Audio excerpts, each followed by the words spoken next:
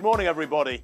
We're looking forward to a very fast race here today. Conditions in downtown Toronto just about perfect. The weather forecast has been spot on. There's the course, Michael. This is your city. Just talk us through it quickly. Well, the start is a slight climb. You go up University, you go up for a couple of kilometers, you hang a left onto Bloor, you go through Yorkville, down Bathurst, which is quite a fast downhill. That's where the runners are going to start picking up speed, and we'll start seeing what the pace is going to be like for the day. They go through Chinatown, down to the lakeshore, all the way out to the west past High Park area, and then they zoom along the lakeshore, all the way into the beaches, and then they come back home. Well, of course, we had pouring rain here a couple of days ago. Cats and dogs, I think, is the best way to describe it. But that Olympic flame torch was being passed in a relay through the city centre by smiling youngsters and smiling adults as well. And, of course, the mayor of the city of Marathon, the town of Marathon, just outside Athens, of course, where it all began, what, a couple of thousand years ago, was here in town as well to take part in those ceremonies. It really is quite a special event for the city. Okay, well, we were talking just now about race director Alan Brooks and what an amazing job he's done here at this Scotiabank Toronto Waterfront Marathon. Laura is down by the start line with Alan now.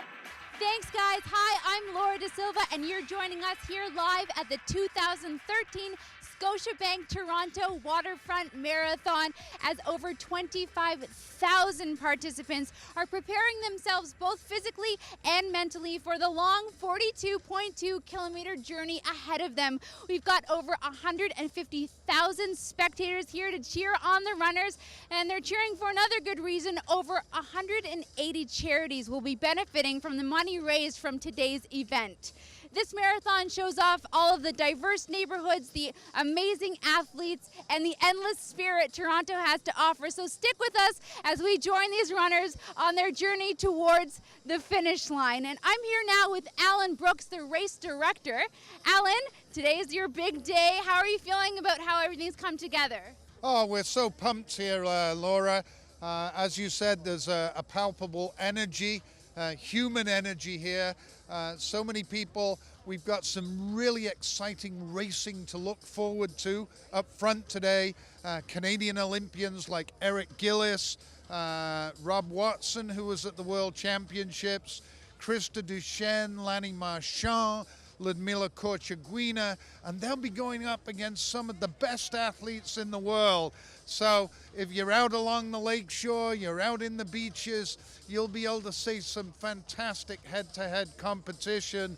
And then all the thousands of other runners running for their own dreams, their own achievements, the charity runners. You mentioned about 25% of the runners today, over 6,000, are running for a cause, and there's some great costumes.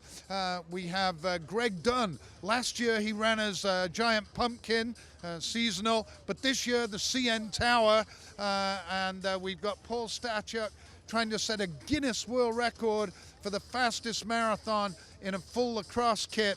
So there's so much to come out and cheer for. I hope people will tune in. We want to thank everybody in the city of Toronto, the Toronto Police Services, the TTC, who are working out there very, very hard now, and our 3,000 volunteers, our Canada Running Series. And this is where dreams come true on the streets of the Toronto waterfront today. Good luck to everybody. Well, thank you, Laura. The future of this race is certainly in good hands with Alan, with Scotiabank, and with the city of Toronto. And this is my third visit to Toronto. The first time this week I've had a chance to see a little bit of the city. And it is very much a world-class city. 2.5, 3 million population. And there are some real characters out there. There's one of them in the blue vest just to left of picture. Ed Whitlock, 82 years old.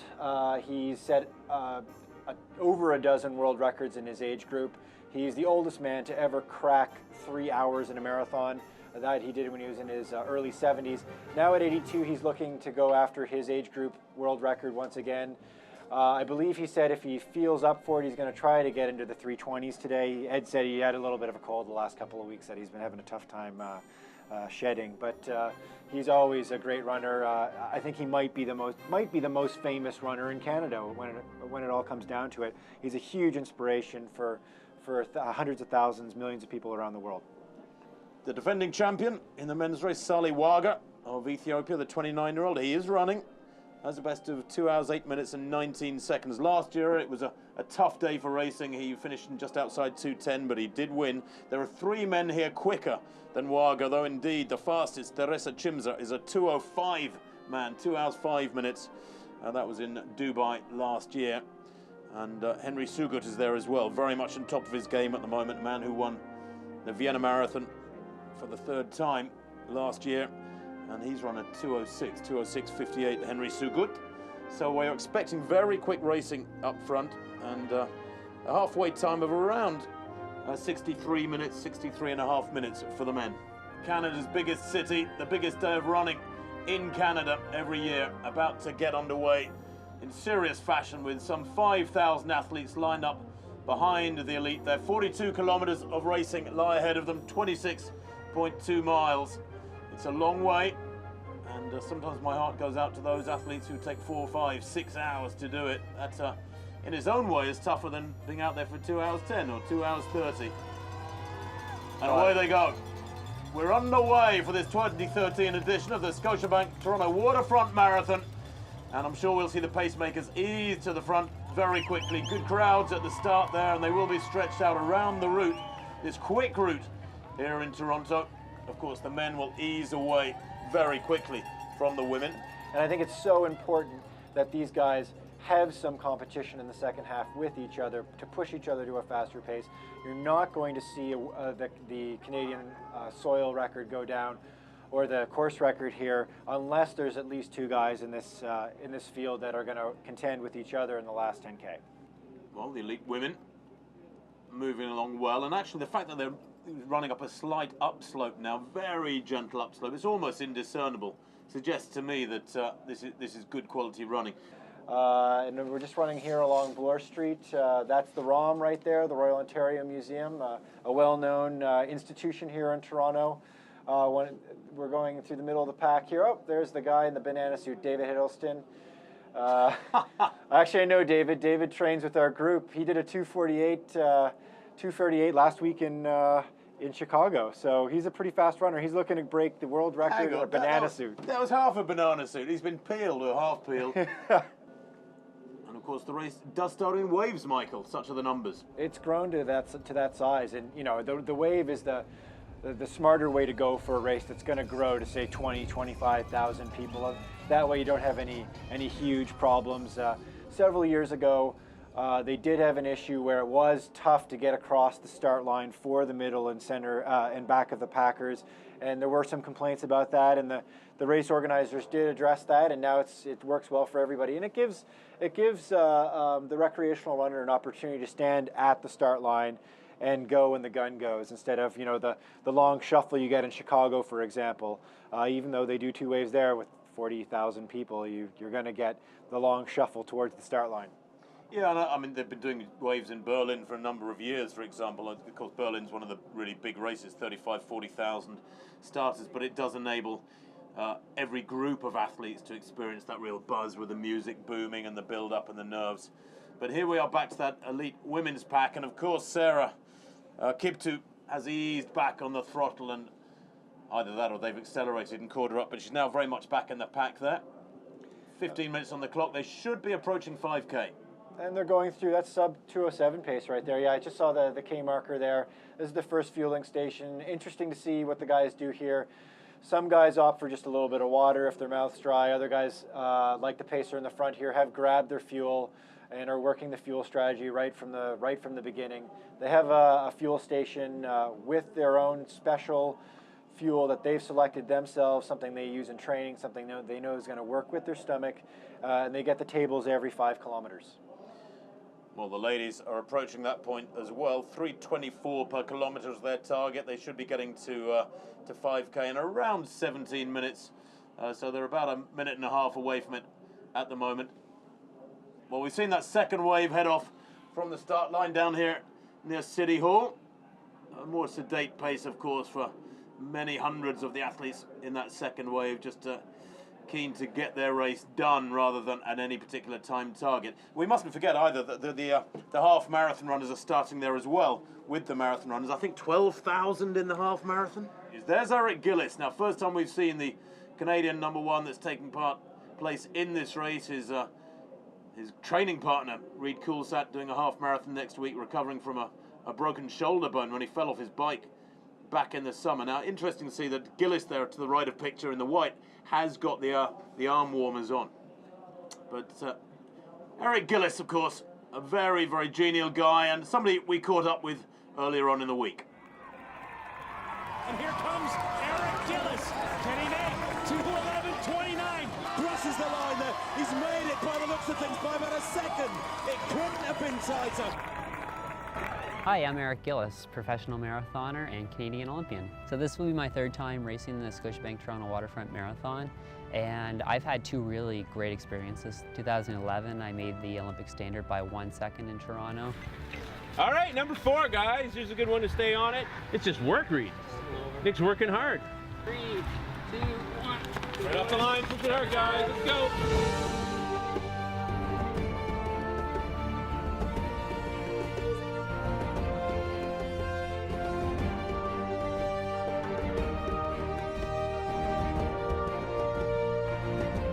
I'm proud to say I'm Canadian, so representing my country at the Olympics, and it's something that I'll always have and cherish.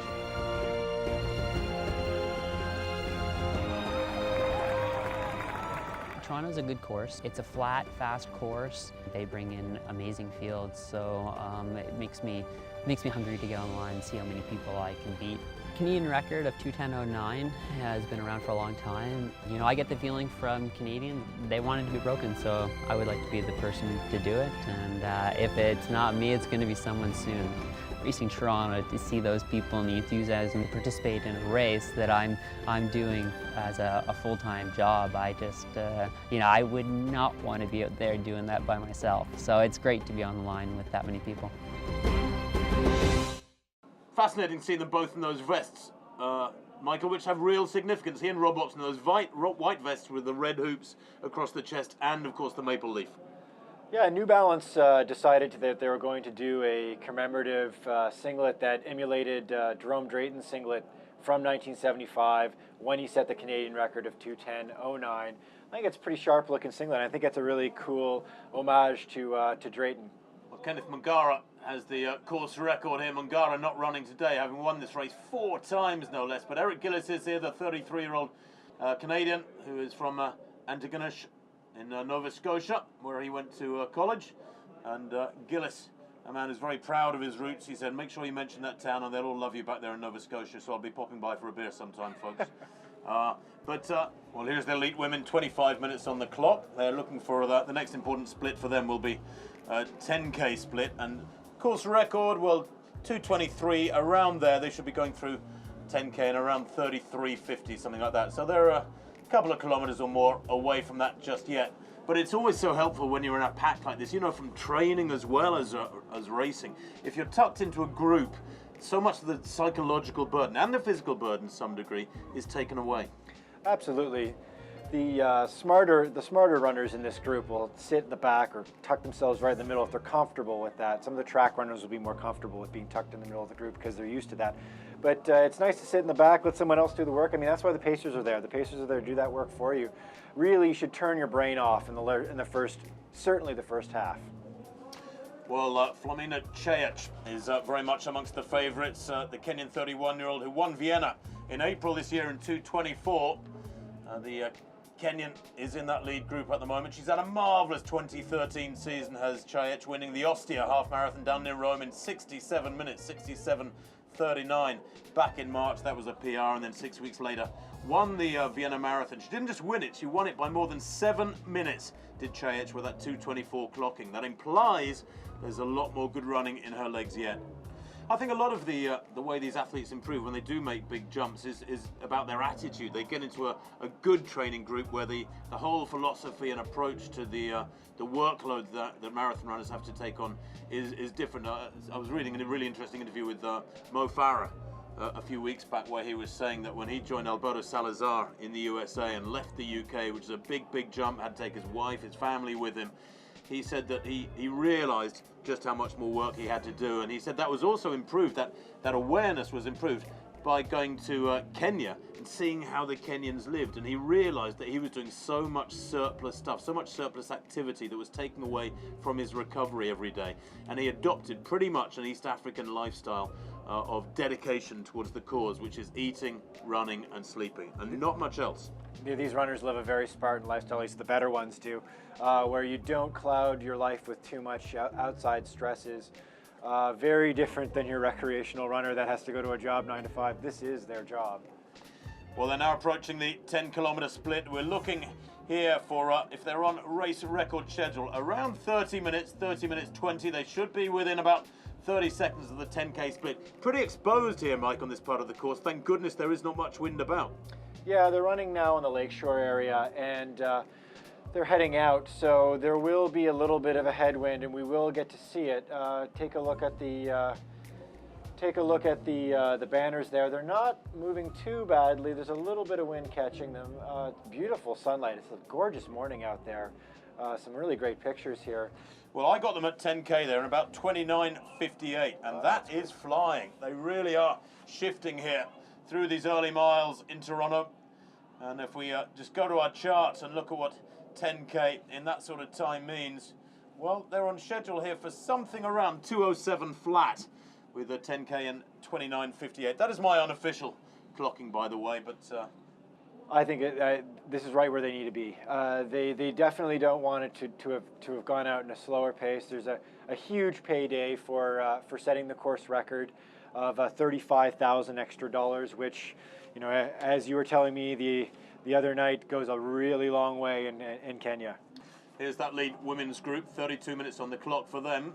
They need to be passing 10K if they're on course record schedule in around 33:50. So they should be about a minute away from it, and they were looking for a 2:23 tempo, so very, very close to that. But good to see so many there. I count 4, 5, 6, 7, 8 women, I think, in this lead pack at least. Well, I got them there at 34:02, the elite women at 10K. That puts them pretty much spot on schedule for 2:23.5. They need to accelerate a little bit, but they've got 32 kilometers in which to do it. A tiny bit, a minute fraction, really not significant outside of course record schedule. It is a tough ask. I think that 2:22 is really classy running. It was one of the fastest times in the world back in 2010 when it was achieved. They're doing a good job out there at the moment, and I think you need it if you've got 42 kilometers to cover. Now, is this the second women's group with the elite Canadians? It is. We've got Lanny Marchand and Krista Duchesne. Krista's there on the right, tucked in behind her pacemaker with the pink arm sleeves and the green top. And Lanny's got the white hat on and the ponytail. Well, they're looking for that Canadian record, are the ladies here, and that means they've got to go through 10K in about 35:10. So they're obviously a couple of minutes past that now. We didn't get that split for them, but they look to be moving well. The pacemakers there at the front of the group. There's at least, as you say, 3 of the main Canadian elite protagonists on the female side, so one can assume moving at the right tempo. Certainly Lanny, when I spoke to her over the last couple of days, was very, very confident. She won the national championships over 10 kilometers, beating Duchesne in Toronto back on the 21st September. And that 2:31 when she was 5th in Rotterdam in April last year, she feels is due for quite serious revision. I mean, of course, she's run 2:31.51. It's only a few clicks inside 2:32, and she's trying to improve it 3.5 minutes. It is a big ask. It's a huge ask, but at the same time, I think both of these ladies are, if they're not ready, they're getting very close to being ready. I heard talk of from the lead pacer there, the tattooed fellow Réjean Chasson, who is a 2:19 marathoner himself and a great guy. He was saying that they were talking about going out at 2:27 pace even. So they both think that they're really fit, and they have come a long way in the last couple of years. That 2:31, 2:32 they both ran in Rotterdam was the beginning for them, really. And this year, Krista actually has put up some really great times earlier in the year, and then Lanny snuck in and ran that hard 10K at the Canadian Championships at the Zoo Run in Toronto a month ago.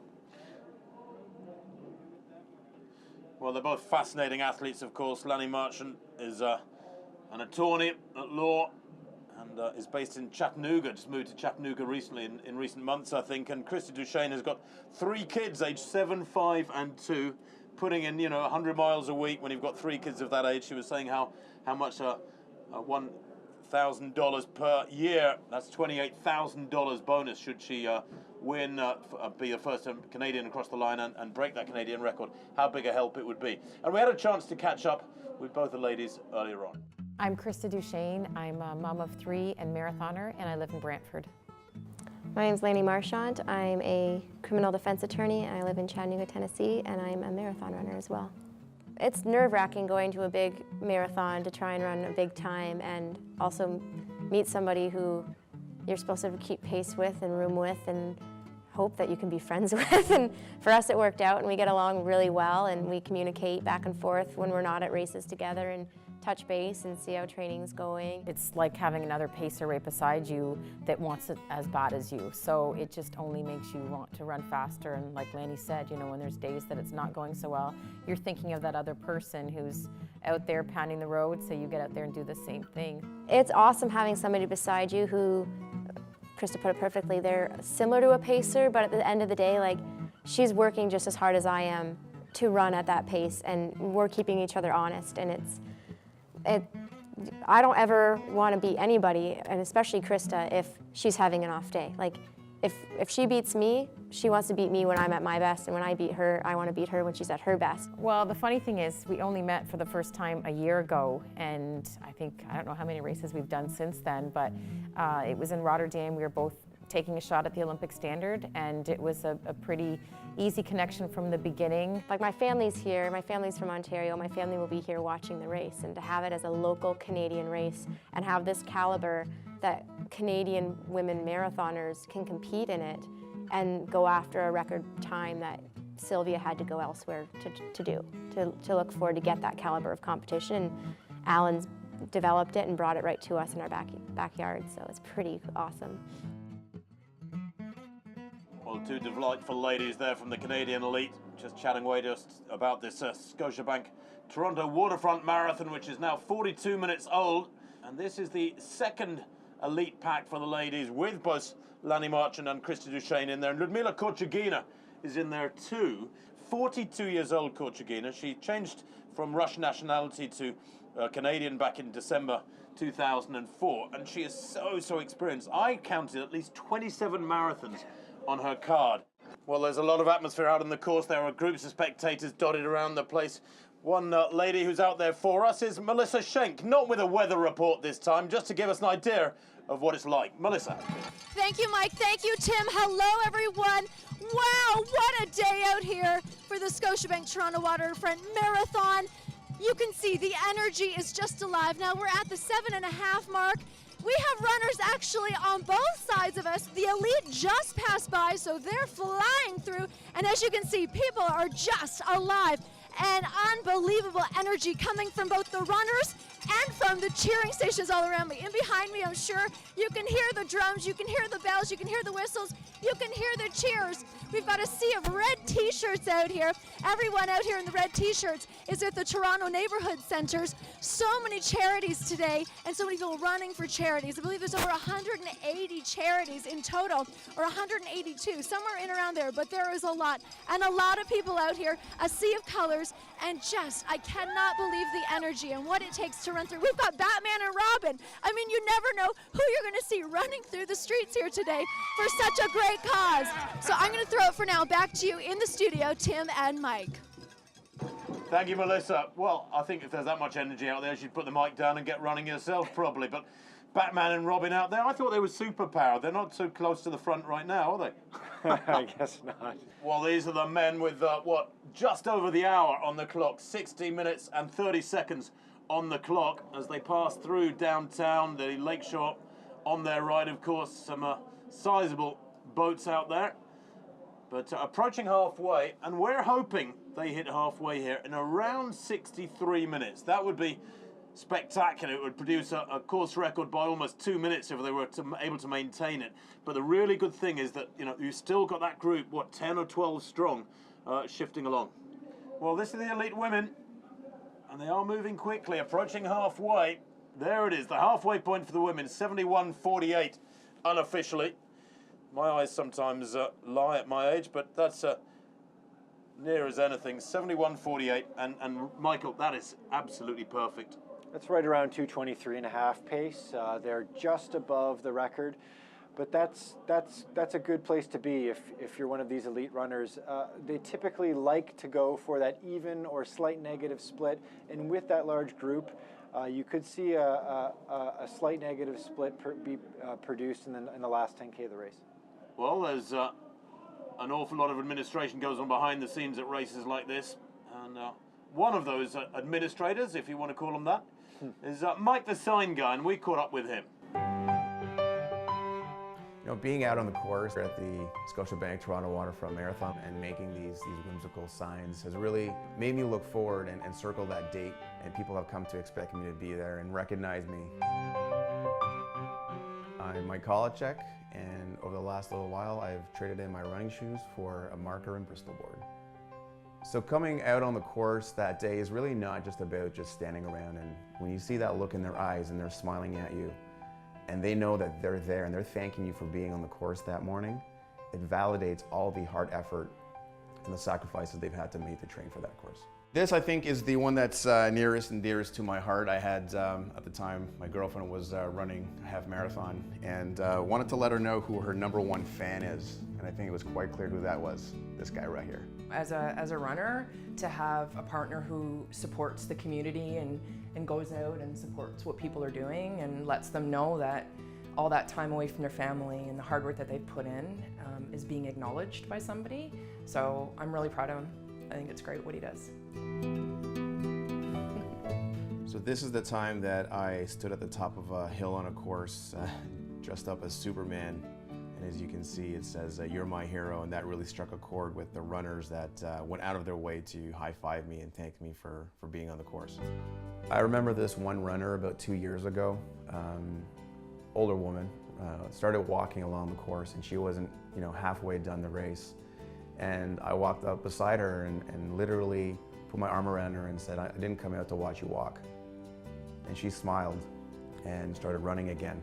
And it was an out and back route, and on the way back she was still running, and she blew kisses and thanked me for doing that. The energy that you can bring to the people that are on the course is intangible, right? You're gonna leave that day thinking, you know what, that was rewarding, that was validating. And I would challenge and say that you're gonna ask yourself, when's the next race? Because I really wanna be down there.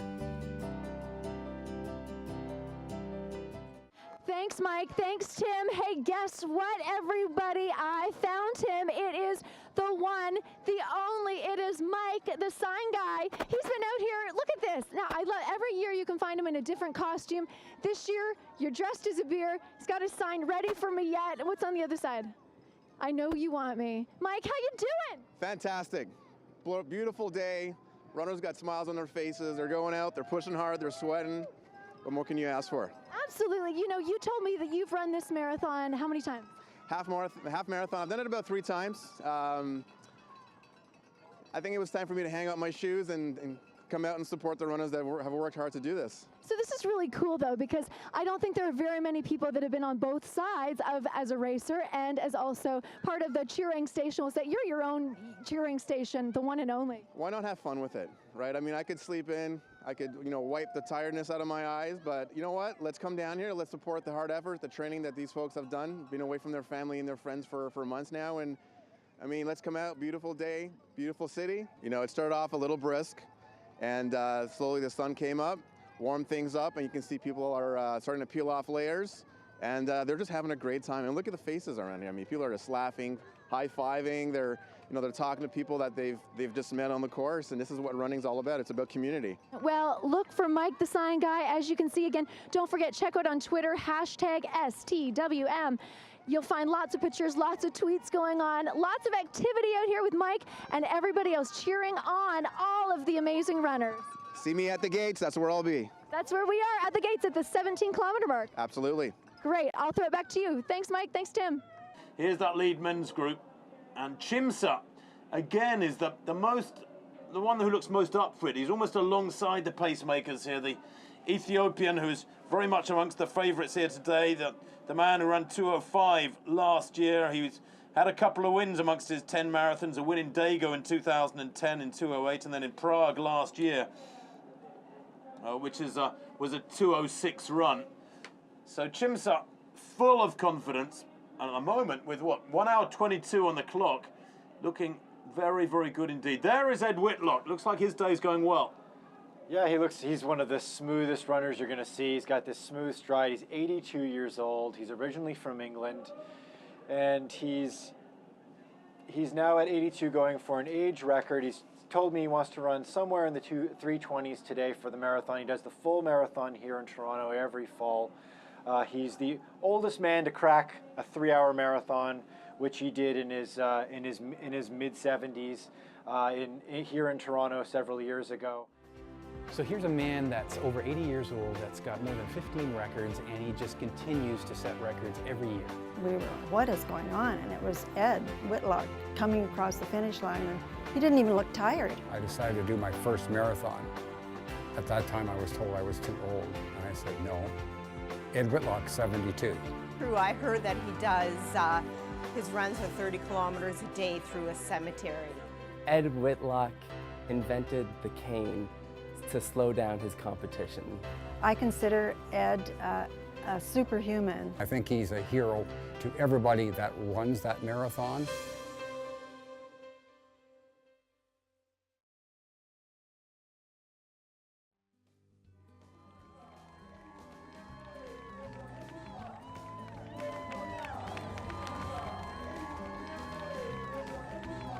My name is Ed Whitlock, and I've become infamous, I suppose, for being the first man over 70 to run a marathon in less than 3 hours. Alan has been very supportive of me over the years, and I've had very good success here in running this course. I find today that I don't feel as though I'm running any different to what I used to run. I train in the graveyard because it's convenient. It's only 100 yards from my house. The objective is to go out and run 3 hours every day. Run is maybe sort of a euphemism because it's really not much more than a fast walk in a lot of ways. People say to me, well, how can you possibly run fast off of a training regime like that? I don't know. I don't know why that works for me, but it does. What advice can I give to someone who wants to run a marathon? Well, people have to find what works for them. And, you know, one size doesn't fit all. Train to race, you know, that's what I'm in it for. And so as long as I'm able to race, I'll try and keep running for as long as I can. Try and set another record next year, I guess. I'll come back again. I am still absolutely staggered. I mean, I've seen a few cemeteries, and that was a very nice cemetery. But would you want to train around it all day, lap after lap after lap? I think I might opt for the 400-meter track over running through a 400-meter loop in a cemetery every single day. Back to the lead men then. And the men approaching 30K. Now, if they're going to be on course record schedule at 30 kilometers, we're looking for around 1 hour 31 for these elite men. And they're now at 1:28.53 as I speak to you right now, and still that good group together. And this is all building really, really promisingly. Just looks like Buramdana is beginning to struggle for the first time. Having said that, there's a little back to the Moroccan. But that was 30K. The men have just 1:30.15, there or thereabouts, at 30 kilometers. And just looking at the charts, that means they're on schedule for pretty much spot on 2:07, maybe a click inside 2 hours and 7 minutes. Remember the race record here in Toronto, we should call it a race record rather than a course record because it's a new course, is 2:07.58. So at the moment they're heading for a race record by about 1 minute in the men's field, and it looks like we're going to have a real race in our hands too, because that's a pack of at least 3 racers, maybe 4, depending on how Buramdana is doing, tucked in behind these two pacemakers. Now, we're joined here in the booth by a man who knows a thing or two about the streets of Toronto, Reid Coulsat. Reid, welcome on board. Thanks a lot. Now tell us about that little argument you had with the pavement or a roadway back in June, was it? When you came off your bike. Why are you not out there racing today? Yeah, my initial plan was to race today, and then I fell off my mountain bike, broke my collarbone, and yeah, had to take 6 weeks off and was on the bike, and now I've just kind of pushed everything 6 weeks in the future, doing a half marathon next weekend and a marathon in 6 weeks from now in Japan. That's Solomon, by the way, Solomon Kiptoo, the 26-year-old Kenyan, who is pushed to the front now and pushing on hard, and that's a long, powerful stride he's got there. He's got about 5 meters on Teresa Chimsa of Ethiopia, so it's very much a Kenya against Ethiopia dust up at the moment. And Kiptoo, I can tell you, has a personal best from Eindhoven last October, exactly a year ago, 2 hours, 8 minutes 30. At the moment, he's heading for something around 2 minutes quicker than that, so this is fabulous running from Solomon Kiptoo. But Chimsa is not finished. He's tucked into the slipstream of the Kenyan. But we've got a classic duel now building up for this next 25 minutes or so, Mike. I think that Chimsa's playing this the right way here. He's just letting Kiptoo do all the work, and this is a tough stretch of the course. Well, here's a little update on Eric Gillis. He went through 32K, he has 10K left, and he needs to run about 31 minutes for 10K. So he's on the jog. Yeah, and he's been running each of his 10Ks below 31 minutes, so he's been on that pace. He's been about 3:05, so that's 30:50, and if he can continue on that pace, he's looking to hit the Canadian record. That's exciting.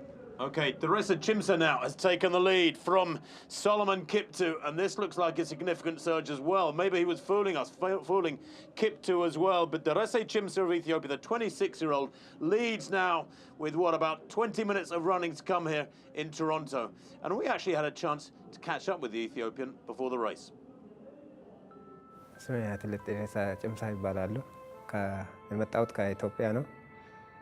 ጥሩ ትሬኒንግ አድርጌ ነው መጣሁት። ጥሩ ተፎካካሪ ሆናለሁ ብዬ አስባለሁ።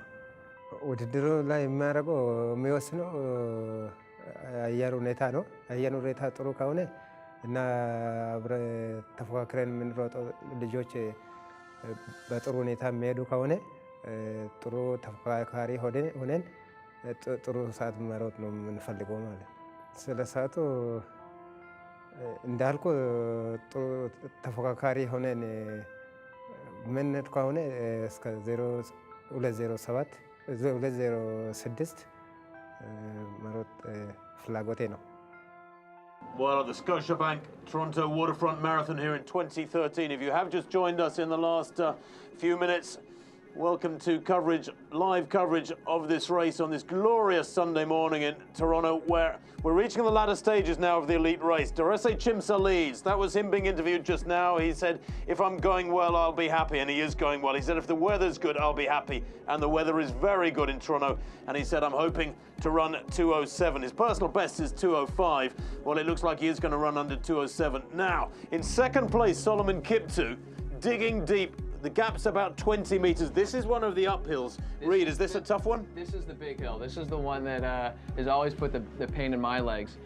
You can't really tell by television, but you can probably tell by their pace. They're slowing down, especially Kiptoo looks like he's falling off. And that's because this is it's a pretty long hill and quite steep.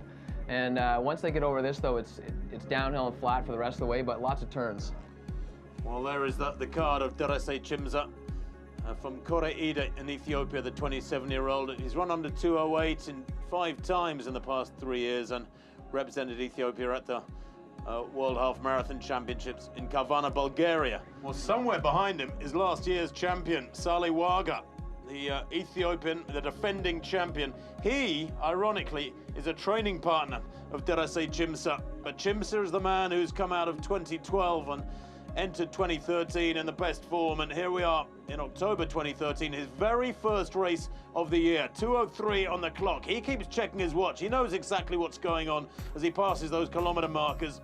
And the grimace is there now. It's been there actually for about 20 minutes, but he's working very, very hard indeed as he approaches downtown. Teresa Chimsa passes one of those rock bands on the course, and the World Championship silver medalist last year in the half marathon is heading for gold in effect here in Toronto. There's no doubt about it. The officials at the finish line have the tape stretched across in his name, waiting for him. Chimsa then drives towards the line, and the crowd at the finish roar him home, as in the clock goes just past 2:07. That matters not, because the course record has been absolutely smashed. 2:07.06 unofficially there for Derese Chimsa, and the Ethiopian has taken the Scotiabank Toronto Waterfront Marathon title in 2013 in spectacular fashion. A course record by about a minute and a half for the Ethiopian, who deserves that win so richly after a marvellous second half of the race. 2 hours, 7 minutes and 6 seconds. It's a huge leap forward for this race. A course record by what? About 52 seconds, something like that. But 2:10 it is now. I thought for sure Eric was going to beat it by 1 second again. Just that was his thing here. I think he's, you know, it's going to be so close. Even a PB would be really good for him. He's had a really tough year since the Olympics. It's only been the last couple months that he's really been clicking along with his training. But that'd be unbelievable. We're going to find out in a matter of seconds here. The crowd's getting really loud, so I'm guessing this is Eric Gillis is coming in soon here. He'll probably just miss his personal best, but a really good run for him today. You know, that's going to be his second time under 2:12 if he comes in. Yeah, second. Yeah, so he's on his second fastest time. Only missed by 20. Was that 2:11.58? 2:11.45, I think. Oh, was it? Okay. Yeah, that's a fantastic or run. 2:11.48 maybe. Well, there's the leading woman, and moving well is Chayet, Flomina Chayet. She started here as one of their favourites, certainly the Kenyan, the winner in Vienna back in April in 2:24. Eric Gillis got home, of course. His time, not a Canadian record, but Gillis surely will be pretty happy with his day. We can find out now and have a quick chat with him. It was a good experience out there. I went through my first half of fastest I've ever done. Best pacing job I've ever had through 30K. We're right on the Canadian record pace, and the second half was just tough. It motivates me to go out there and get stronger, to run faster the next time, and hopefully run you know, what I want to do in the future. But it was a great crowd out there. Really enjoyed today's race, and thank you, Toronto. Yeah, Chayet has just turned onto Bay Street, so this is the final straight. It's a straight shot to the finish line. You can see it's slightly uphill, and yeah, the pacers typically just kind of don't do that last part to give the runners their glory and have their day in the sun. It's not going to be a course record, but it's going to be very much a world-class time. Last year, remember, the women's race was won by Mary Davies of New Zealand. That was a huge surprise in 2:28.57. She turned back the challenge of the Africans, but Chayet will take the title for Kenya today.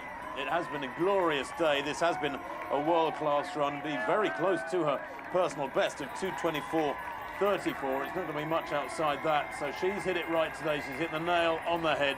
So experienced, and she's used that experience today to win here in Toronto. 2:25.12 unofficially by Chayet. That is her second fastest time ever, and the Kenyan has performed supremely. And in fact, it's Dalash who has come home to take that second place. Wow. That's her third marathon of the year, though. And that's a good run. Up here. She looks like she's running with quite a bit of power. She's going to set the Canadian record here.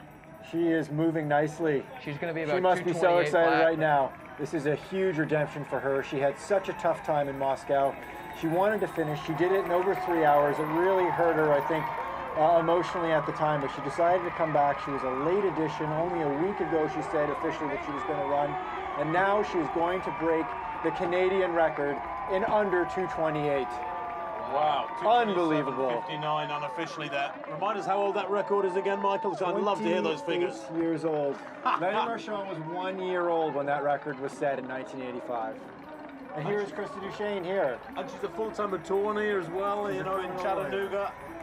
And Duchesne could be tantalizingly close to the old mark as well. I think she'll be just under as well, yeah. This is amazing. Both of these girls, they have such respect for each other. They push each other, and they have just reinvented Canadian women's marathoning. Yeah, that's huge runs. This is a huge day for Canadian marathoning. Krista, of course, the marathon mom.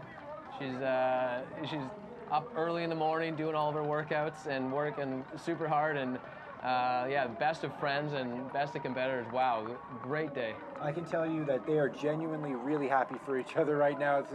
This is not just two competitors pretending. They're leaning on each other. Yeah. they might both collapse. I was talking to Chrissy yesterday, and she was saying that there have been times when she's got up at 4 a.m. to go running because one of the kids is sick and she's going to have to stay home, and her husband Jonathan goes off to work. I mean, that's a delightful story. You know, fairy tale stuff. Yes, and that's Sylvia Ruger. She's the former Canadian record holder. Congratulating the two girls who just broke her mark from back to 1985. She's putting a smile on. I'm not sure how happy she is, but I'm sure she is really happy for these girls. I've talked to Sylvia, and she's such an inspiration to everybody, and really, yeah, it was really great to see. Lanny Marchant, the 29-year-old, breaking a 28-year-old Canadian record. An astonishing run from Lanny. She is now with Laura at the finish line. Lanny, that was an unbelievable moment. We're so proud of you. A new record. What does it feel like? It's amazing. I'm still in pretty big shock right now. I mean, you know the splits and you're paying attention when the race is going on, but you're kind of numb to it all because you're moving your body, you're focusing, you're grabbing your bottle. So coming across that last 200 meters where like I knew I had it, I'm still on that high right now. I'm just buzzing. It's great. How are you going to celebrate? My family's here. My mom came and two of my sisters, so I'll go and celebrate with them for a little bit and then just kind of absorb it in and take in the crowds and everybody. It'll just be great. I'm kind of dumb right now. I can't put a sentence together because I think I'm just in a little bit of shock. Hey, that's cool. We don't need sentences. You just broke a record. Congratulations. Thank you.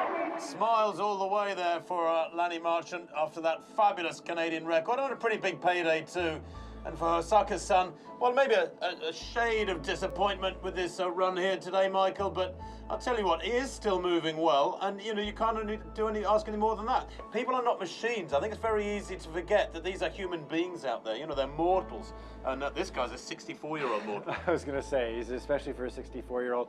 I think a veteran like Osaka, at this point, he's only actually been running for about 25 years, but he's been running since he was about 40 years old when he picked up running. But I think for a guy like him who's run almost, I think, 100 marathons at this point, he understands that you have to take it in stride.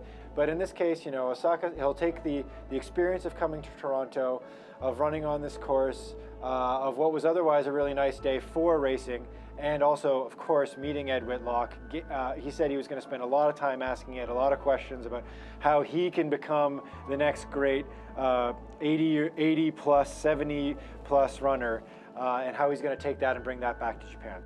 日本から来た保坂義久と言います。マラソンの年代別世界記録を4つ持っています。I guess we can thank Alan Brooks for helping Yoshi to come over here and run this race. Alan Brooks has done a lot for older runners in promoting them, both for myself for the past few years and for Folger Singh. And it's always nice to meet other older runners and talk to them. トロントに来てエドさんに会ってマラソンのED タワーそういう感じでマラソンのトロントの CM タワーと同じ以上に高い人だと自分は思っています。エドさんに会うまではいろいろ考えて質問事項をたくさん考えていたんですけど会ってみて生き神様みたいな存在でお願いができても質問するような感じがしなくなっちゃって今現在そばにいるだけでもう十分自分に自分が83歳になった時にこういう感じでいられるようにってもうそれだけでもう言葉は全然いらないと自分で実感しています。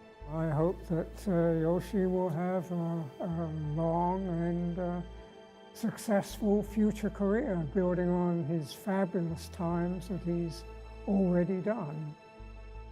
Well, here is Osaka-san, the man we've just heard talking to Ed Whitlock. He described Ed Whitlock as like the CN Tower, Michael, but he's not running too badly himself here today. He's a tower of strength. Give looks pretty good. He looks, you know, I mean, he's looking like he's working pretty hard right now.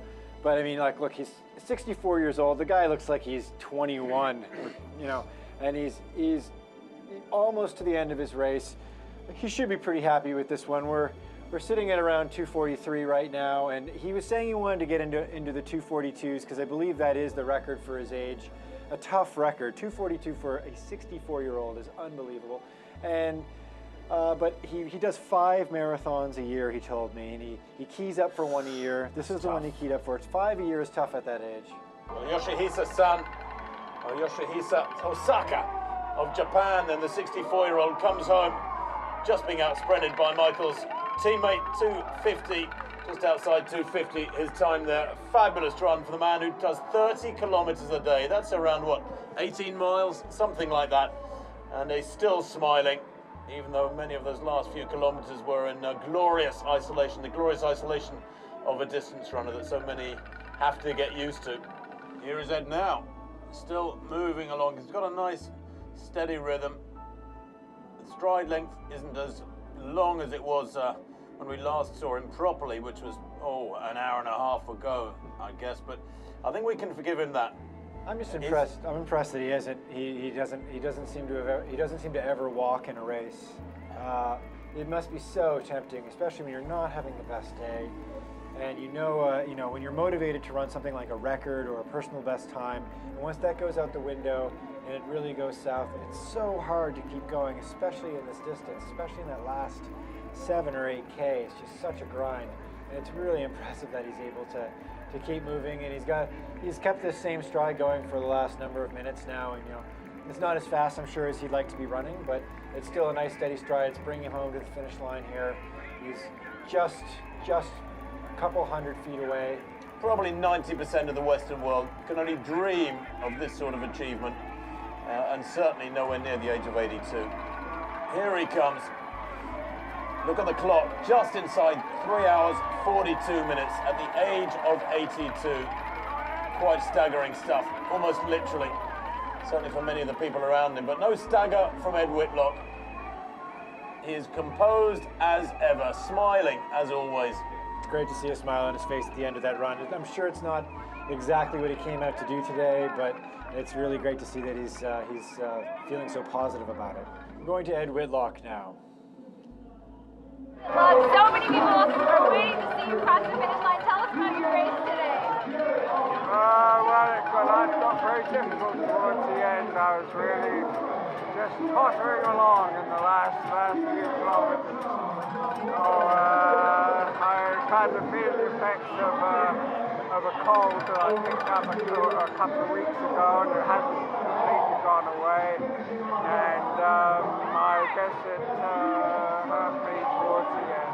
The secret is to do lots of training, and I didn't do enough of that this time, and maybe next year.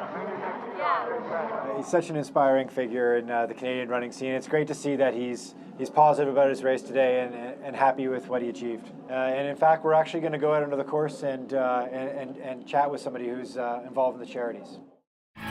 We, St. Chris, are going to have the best stage this year. On race day, the people of St. Lawrence will be out in full force, cheering on the runners.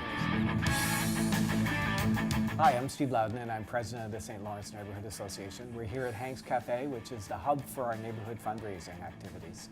We're raising money for the Toronto Foundation for Student Success, which is a school nutrition program that provides 147,000 breakfasts and lunches for needy school kids. I'm Lambrina Nicolau. I'm part of the St. Christopher House team, and we work with 22,000 people a year, children, youth, families, seniors, homeless folks, immigrants and refugees, to enable people to gain greater control of their lives and their communities. My name is Dennis. I'm with the St. Lawrence Neighborhood Association. We're at the Great Burger Kitchen, home of the Marathon Burger, and I'm with the general manager, Monique, and she's going to tell us a little about the Marathon Burger. Here you go. This is our Marathon Burger. Every time you buy one, $1 goes to the St. Lawrence Neighborhood Fundraiser. The first time we were at Princess Gates on Lake Shore, The energy, the enthusiasm, the team spirit was just remarkable. The crowds were roaring, the samba drums were pounding, the dancers were dancing, and some of our runners even stopped to dance with the samba dancers. We're here at the epicenter of the St. Lawrence neighborhood cheering section. This is where it's all going to happen on race day.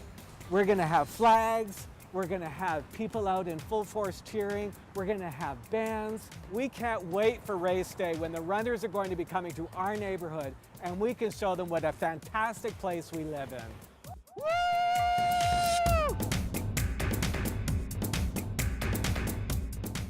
When they see our stage and our samba dancers and hear the beat of the Brazilian drums, they're energized, they're motivated, they're excited. They're not only running, they're dancing their stride and they're soaring by our stage all the way to the finish.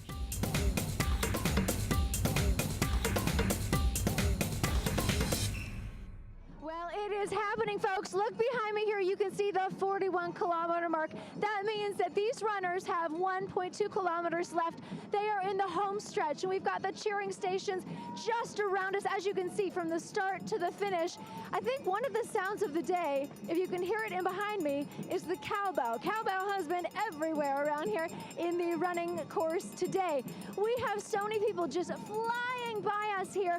They are so close to that home stretch. As I said, it's 1.2 kilometers left. They're using every ounce of strength left in them to get towards that finish line. And still, people flying through with smiles on their face for that finish.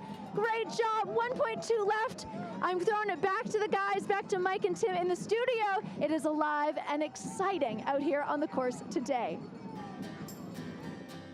Thanks, Melissa. Well, she smiles all the way as ever and has been great up there on the course. Many thanks to Melissa. Michael, our day is just about coming to an end now here in Toronto at the Scotiabank Toronto Waterfront Marathon of 2013. It has been a day that's produced just about everything we could possibly have asked. But the big story today was the reinvention of Canadian women's marathoning.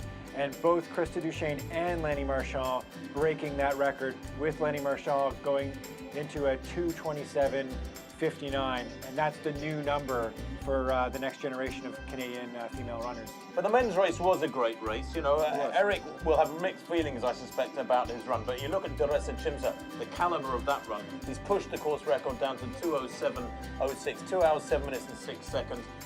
You know, a few clicks away from the sub 2:07, and then you're in a very select club of big, fast marathons. I think it's really important for this event as well, and for bringing international caliber runners to Canada to race. And it just shows that this is a fast course, it's a good time of year, and elite caliber, high quality caliber international marathoners will come. And this will just bring more of them in the future. And that's it, I think, from Toronto for now. From Melissa and Laura, of course, out on the course, from the production team, from Michael and myself, Tim Hutchings. It's been a great day. We've loved it. We've enjoyed the racing. We'll go outside and enjoy a bit of sunshine ourselves now, I think, and maybe find somewhere to sloop off and have a quiet cup of tea, of course. Nothing else, nothing stronger. Mike, thanks very much indeed. It's been a pleasure, and we do hope you've enjoyed it back at home. Bye-bye.